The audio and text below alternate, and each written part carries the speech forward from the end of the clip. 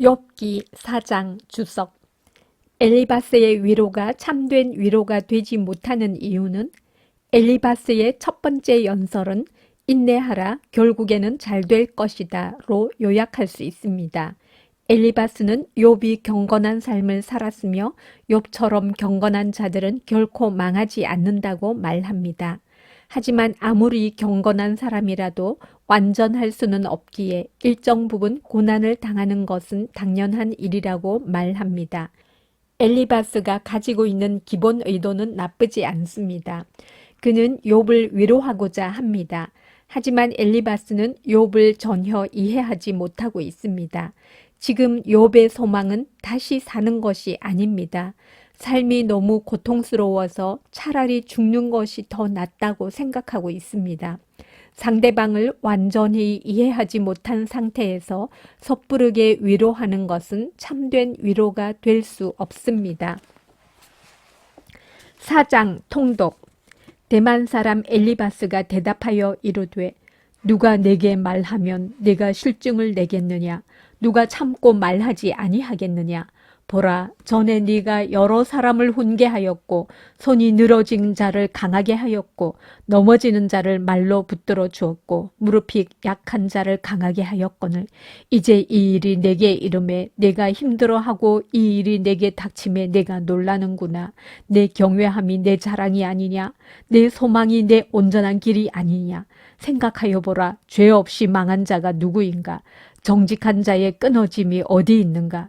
내가 보건대 악을 밭갈고 독을 뿌리는 자는 그대로 거두나니 다 하나님의 입 가운데 멸망하고 그의 콧김에 사라지느니라. 사자의 우는 소리와 젊은 사자의 소리가 그치고 어린 사자의 이가 부러지며 사자는 사냥한 것이 없어 죽어가고 암사자의 새끼는 흩어지느니라. 어떤 사람이 내게 가만히 이르고 그 가느다란 소리가 내 귀에 들렸었나니 사람이 깊이 잠들 즈음 내가 그 밤에 본 환상으로 말미암아 생각이 번거로울 때에 두려움과 떨림이 내게 이르러서 모든 뼈마디가 흔들렸느니라. 그때의 영이 내 앞으로 지나매 내 몸에 털이 쭈뼛하였느니라. 그 영이 서 있는데 나는 그 형상을 알아보지는 못하여도 오직 한 형상이 내 눈앞에 있었느니라. 그때에 내가 조용한 중에 한 목소리를 들으니 사람이 어찌 하나님보다 의롭겠느냐? 사람이 어찌 그 창조하신 이보다 깨끗하겠느냐? 하나님은 그의 종이라도 그대로 믿지 아니하시며 그의 천사라도 미련하다 하시나니 하물며 흙집에 살며 티끌로 털을 삼고 하루살이 앞에서라도 무너질 자이겠느냐. 아침과 저녁 사이에 부스러져 가루가 되며 영원히 사라지되 기억하는 자가 없으리라. 장막줄이 그들에게서 뽑히지 아니하겠느냐. 그들은 지혜가 없이 죽느니라. 5장 주석. 엘리바스의 위로가 되지 못하는 이유는 엘리바스는 사람은 고생을 위하여 났으니 불꽃이 위로 날아가는 것 같으니라 라고 말합니다. 고난은 반드시 일어나는 법이며 누구도 피할 수 없다는 뜻입니다. 이 얼마나 무지막지한 표현인가요? 지금 엘리바스는 욥이 겪고 있는 불행의 깊이를 전혀 생각하지 않고 있습니다. 엘리바스는 계속해서 이렇게 말합니다.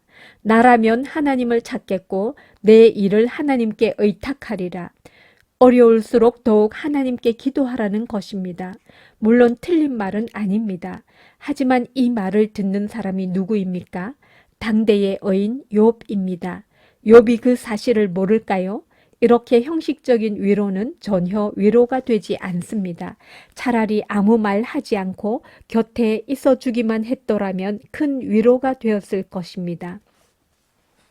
5장 통독. 너는 부르짖어 보라. 네가 응답할 자가 있겠느냐? 거룩한 자 중에 네가 누구에게로 향하겠느냐? 분노가 미련한 자를 죽이고 시기가 어리석은 자를 멸하느니라. 내가 미련한 자가 뿌리 내리는 것을 보고 그의 집을 당장에 저주하였노라. 그의 자식들은 구원에서 멀고 성문에서 억눌리나 구하는 자가 없으며 그가 추수한 것은 줄인 자가 먹되 덫에 걸린 것도 빼앗으며 올무가 그의 재산을 향하여 입을 벌리느니라. 재난은 티끌에서 일어나는 것이 아니며 고생은 흙에서 나는 것이 아니니라. 사람은 고생을 위하여 났으니 불꽃이 위로 날아가는 것 같으니라.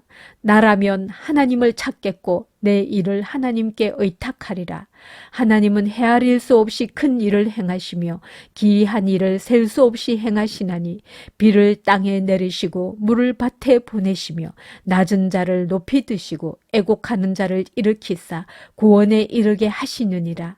하나님은 교활한 자의 계교를 꺾으사 그들의 손이 성공하지 못하게 하시며 지혜로운 자가 자기의 계략에 빠지게 하시며 간교한 자의 계략을 무너뜨리심으로 그들은 낮에도 어두움을 만나고 대낮에도 더듬기를 밤과 같이 하느니라.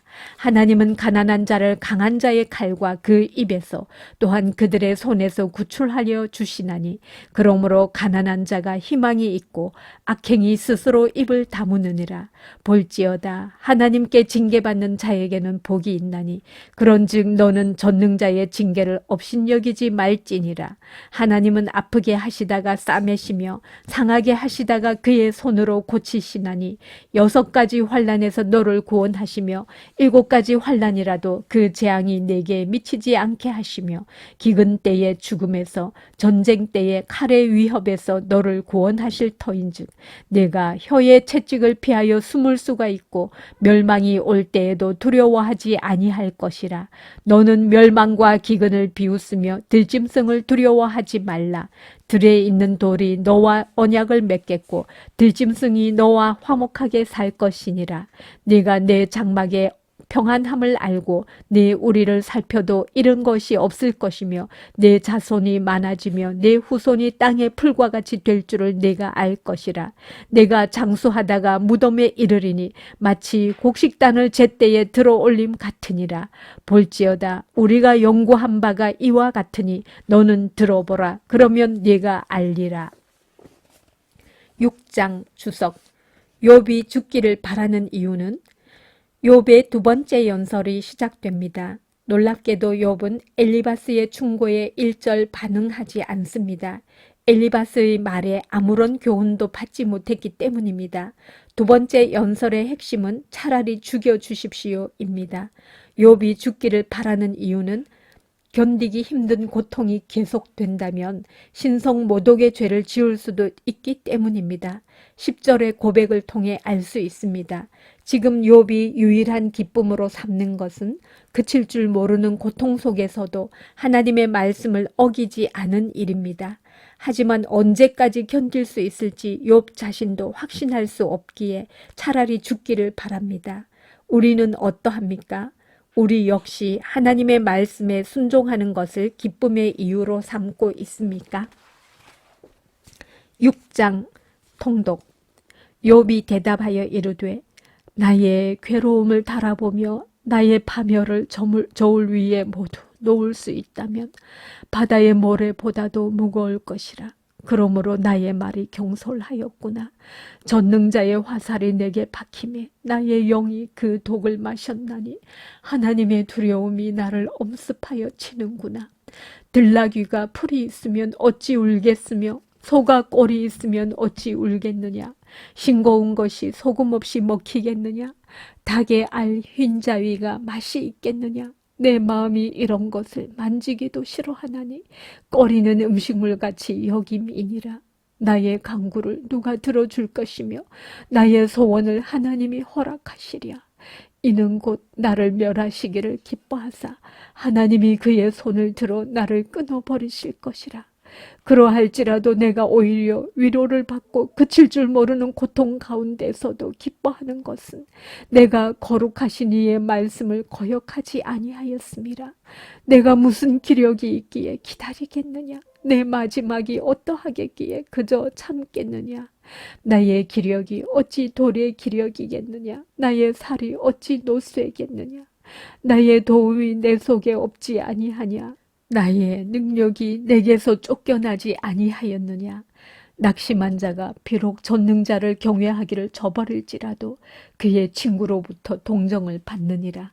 내 형제들은 개울과 같이 변덕스럽고 그들은 개울의 물살같이 지나가노나 얼음이 녹으면 물이 검어지며 눈이 그 속에 감추어질지라도 따뜻하면 마르고 더우면 그 자리에서 아주 없어지나니 대상들은 그들의 길을 벗어나서 삭막한 들에 들어가 멸망하느니라.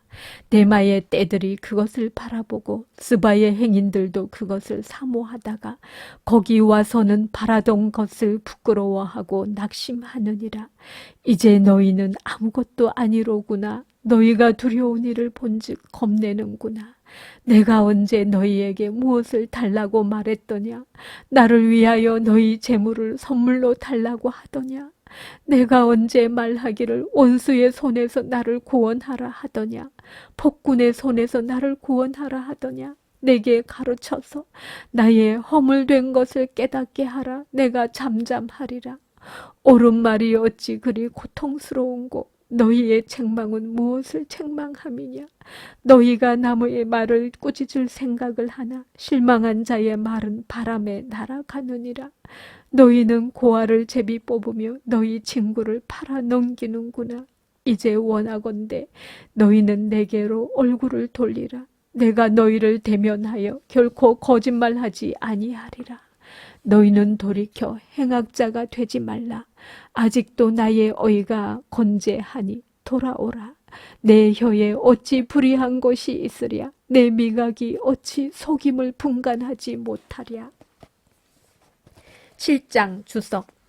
욥이 죽기를 바라는 이유는 17절의 고백은 시편 8편을 풍자적으로 인용한 것으로 보입니다.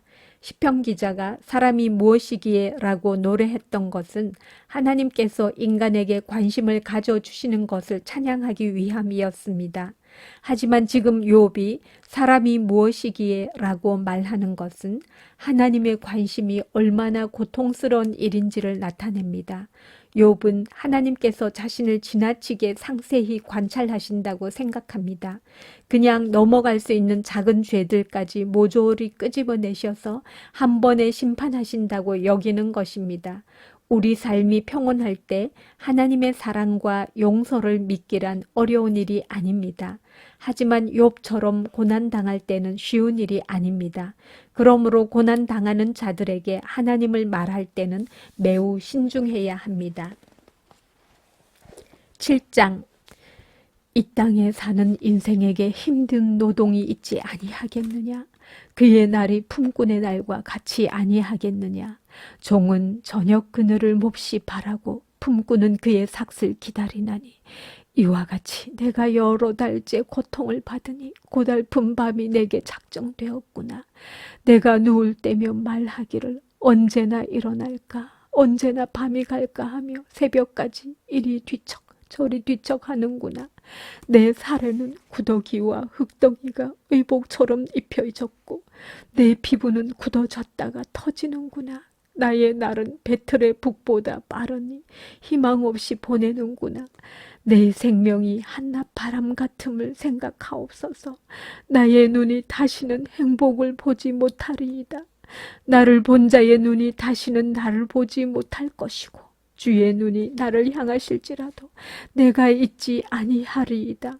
구름이 사라져 없어짐같이 스올로 내려가는 자는 다시 올라오지 못할 것이오니 그는 다시 자기 집으로 돌아가지 못하겠고 자기 처소도 다시 그를 알지 못하리이다. 그런즉 내가 내 입을 금하지 아니하고 내 영혼의 아픔 때문에 말하며 내 마음의 괴로움 때문에 불평하리이다. 내가 바다니까 바다 괴물이니까 주께서 어찌하여 나를 지키시나이까? 혹시 내가 말하기를 내 잠자리가 나를 위로하고 내 침상이 내 수심을 풀리라 할 때에 주께서 꿈으로 나를 놀라게 하시고 환상으로 나를 두렵게 하시나이다. 이러므로 내 마음이 뼈를 깎는 고통을 겪느니 차라리 숨이 막히는 것과 죽는 것을 택하리이다. 내가 생명을 싫어하고 영원히 살기를 원하지 아니하오니 나를 놓으소서. 내 날은 헛것이니이다. 사람이 무엇이기에 주께서 그를 크게 만드사 그에게 마음을 두시고 아침마다 권징하시며 순간마다 단련하시나이까? 주께서 내게서 눈을 돌이키지 아니하시며 내가 침을 삼킬 동안도 나를 놓지 아니하시기를 어느 때까지 하시리이까. 사람을 감찰하시는 이여, 내가 범죄하였던들 주께 무슨 회가 되오리이까. 어찌하여 나를 당신의 관역으로 삼으셔서 내게 무거운 짐이 되게 하셨나이까. 주께서 어찌하여 내 허물을 사하여 주지 아니하시며 내 죄악을 제거하여 버리지 아니하시나이까. 내가 이제 흙에 누우리니 주께서 나를 애써 찾으실지라도 내가 남아있지 아니하리이다.